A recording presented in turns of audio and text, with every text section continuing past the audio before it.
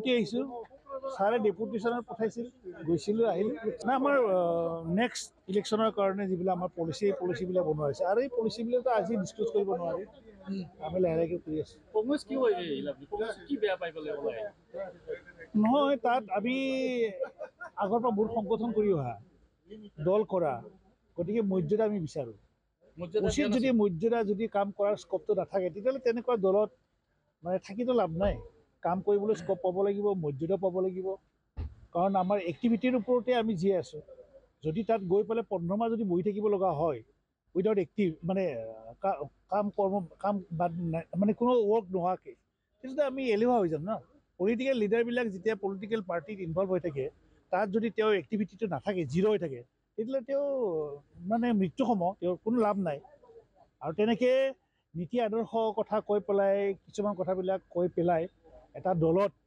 মানে এনেই without work মানে এই কি প্ৰভুভক্ত হৈ থাকিলে লাভ নাই প্ৰলোভন বুলি নহয় তেনেকৈ তাৰ প্ৰলোভিত হোৱাৰ কিবা নাই আমাক প্ৰলোভন যে কৰিব পাৰিব সেনেকুৱাতো নহয় আমি কাৰো দ্বাৰা প্ৰলোভিত নহয় আমি কাম কৰা মানুহ BPF-ত আমি 17 বছৰ 13 বছৰ আমি কাম কৰিছোঁ জেনেৰেল ছেক্ৰেটাৰী হিচাপে তাৰপিছত সেই দলত কিবা এটা মানে উদ্দেশ্য মানে এটা বৃহৎ চিন্তা কৰি পেলাই যোৱা হৈছিলে কিন্তু এই চিন্তা চৰ্চাবিলাক যেতিয়া কাৰ্যকৰী কৰিব পৰা নাযায় বা তাত যদি আমি এক্টিভ হৈ থাকিব নোৱাৰোঁ তেতিয়াহ'লে তেনেকুৱা দলত থাকিতো লাভ নাই এইবাৰ 2025 চৰকাৰ গঠন কৰিব BPF-এ আমি ডেফিনেটলি কৰিম বুলি ভাবিছোঁ আৰু হ'ব কাৰণ BTC অঞ্চলত মানুহৰ যিটো চেণ্টিমেণ্ট সেই চেণ্টিমেণ্টটো আকৌ উভতি আহিছে কাৰণ BTR আৰু BTC যিটো চুক্তি সেই চুক্তিটোৰ লগত যদি কম্পেয়াৰ কৰা যায় তেতিয়াহ'লে BTC বেটাৰ দেন BTR আৰু সেইটো কথাখিনি ৰাইজে বুজি পাইছে আৰু ৰাইজে সেইখিনি কথা উপলব্ধি কৰি পেলাই BPF-ৰ বাহিৰে বিকল্প BTC-ৰ ভিতৰত নাই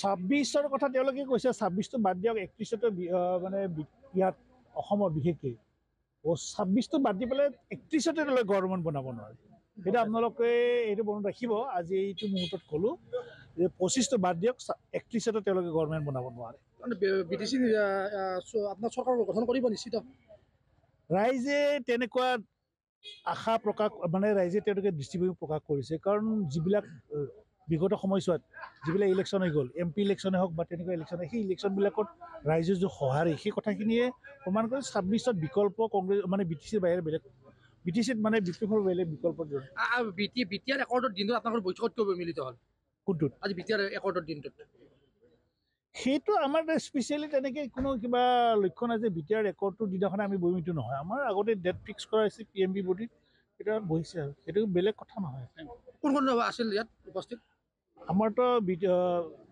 PMB বডিত 37 জন আছে আৰু চিফ ছাৰ থাকিবই আমাৰ যোৱাবাৰ যিটো কনফাৰেঞ্চ আছিলে এই কনফাৰেঞ্চত যিবিলাক আমি প্ৰস্তাৱ গ্ৰহণ কৰিছোঁ এই প্ৰস্তাৱবিলাক আকৌ ইয়াত আমি আলোচনা কৰিছোঁ মানে সজাইছোঁ আৰু কোনটো পলিটিকেল ইছ্যু কোনটো যেনিবা ডেভেলপমেণ্ট ইছ্যু তাৰপিছত নতুন কিবা সংযোজন কৰিব পৰা যায় নেকি গতিকে সৰ্বমুঠ 23টা বিষয় আছিলে ইয়াত আমি সংযোজন দুটামান কৰিলোঁ বিশেষকৈ আমি পুৰণা যিটো অল্ড পেঞ্চন স্কিমটো BPF-এ সমৰ্থন আগবঢ়ায় গতিকে ইয়াৰ কাৰণে প্ৰস্তাৱ এটা লোৱা হৈছে আৰু আগতে লিখিত হিচাপে আমাৰ চিফ মহোদয়ে অৰ্থাৎ সভাপতিজনে সেইটো লিখিত হিচাপে এমপ্লয়ী ফেডাৰেশ্যন যেনিবা গুৱাহাটীটো পঠাই দিছে আউট অফ 10 0 কমে চাওক আপোনালোকে কওক এতিয়া ডিপাৰ্টমেণ্টটো হ'ল আকৌ গুচি গ'ল তাৰপিছত ফাণ্ড স্পেণ্ড কৰিব পৰা নাই ৰেভিনিউ জেনেৰেশ্যন 0 নিজাভাৱে 1 পইচাও জেনেৰেট কৰিব পৰা নাই যে ইয়াত কি কৈছিলে এখেতসকলে নহয় জানো এখেতসকলে মেনিফেষ্টো দেখা পাইছে নাই আপোনালোকে যি আছিলে দুৰ্নীতি নিবাৰণ কৰিম বুলি কৈছিলে নহয় জানো দুৰ্নীতিটো এটা পাৰ্চেণ্টেজৰ কথাটো নকওঁৱেই মই নাভূত নাচৰুত আৰু ছেকেণ্ড থিংটো হ'ল যেনিবা প্ৰতি সপ্তাহত জনতা দৰবাৰ না কিবা এটা আছিল জনতা দৰবাৰ দিছে না নাই ৰাইজেতো বিচাৰি নাপায় ক'ত থাকে ক'ত নাথাকে থাকিল আকৌ মানে একেসকলে যিবিলাক স্কিম দেখুৱাইছে মেনিফেষ্টত এইটো ষ্টেটে লোৱা চেণ্ট্ৰেলৰ যিটো কানেক্টিভিটিৰ ৰাস্তা বনোৱা যেনিবা আকৌ বদলাই আৱাস যোজনা বনাম বুলি কৈছে এইবিলাকতো প্ৰধানমন্ত্ৰী আৱাস যোজনাৰ লগত খাপ খুৱাইছে একেসকলে নিজাভাৱে দেখাইছে কিন্তু প্ৰকৃততে নিজাভাৱে একো ফাণ্ড স্পেণ্ড কৰা নাই এটা প্ৰধানমন্ত্ৰী আৱাস যোজনা। গতিকে পাব্লিকক মিছলিড কৰিছে। ঠিক তেনেকৈ যিমানবিলাক BTR ৰেকৰ্ড আছিল, আপোনালোকে জানি পেলাই আচৰিত হ'ব, BTC একৰ্ডত আমি বড়োলেণ্ড টেৰিটৰিয়েল কাউন্সিল পালোঁ। সেই কাউন্সিলৰ যিটো সংবিধান সংশোধন হ'লে সংশোধিত সংবিধান মতে BTC গঠন কৰা হ'ল। গতিকে কাৰ্বি আংলঙো বিচাৰিলে, ডিমা হাছাও বিচাৰিলে যে এমেণ্ডমেণ্ট আনিব লাগে, আমাৰো টেৰিটৰিয়েল কাউন্সিল বনাব লাগে। কিন্তু BTR কাউন্সিলৰ আকৌ সেই টেৰিটৰিয়েল কাউন্সিল ৰিজনেলটো ডাঙৰ না, টেৰিটৰিটো ডাঙৰ। টেৰিটৰিয়েল কাউন্সিলৰ অধীনত আকৌ 4টা আমাৰ ৰিজনেল বনাব পৰা যায়। ৰাভাবিলাকক দিব পৰা যায়, এটা কোনোবা কিবাক দিব পৰা যায়। কিন্তু টেৰিটৰিয়েল কাউন্সিলৰ কথা।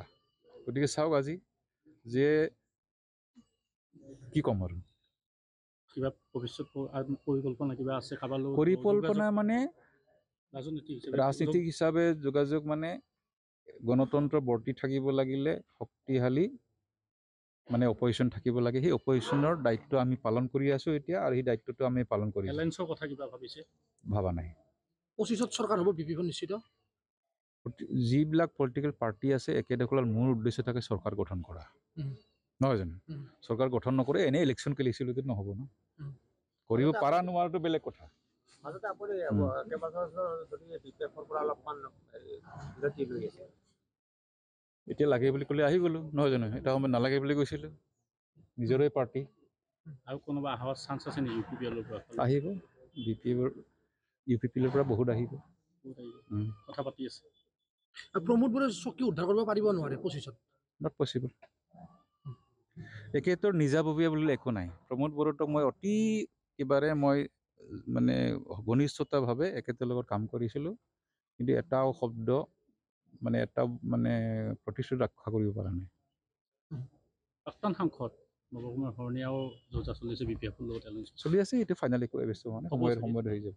হ'ব পাৰে ফাইনেল, এতিয়ালৈ হোৱা নাই কাৰণ ইলেকশ্যনৰ কিবাটো হাৱাটো অহা নাই, হ'ব বুলিহে কৈছে। গতিকে ইলেকশ্যনলৈকে যদি 2-3 মাহৰ মাজত উত্তৰ হ'ব কিবা এটা, গতিকে হৈ যাব পাৰে, ডাঙৰ কথা নহয়। এইবাৰ কেইখন আসন পাব BPF?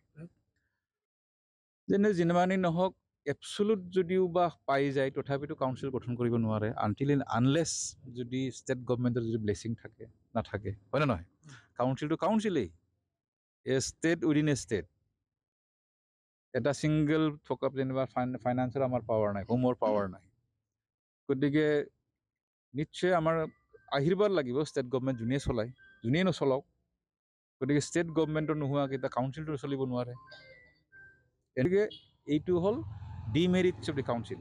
গতিকে সেই কাউন্সিলৰ ডিমেৰিট শেষ কৰিবৰ কাৰণে 125 এমেণ্ডমেণ্টটো বিচাৰিছিলোঁ আমি।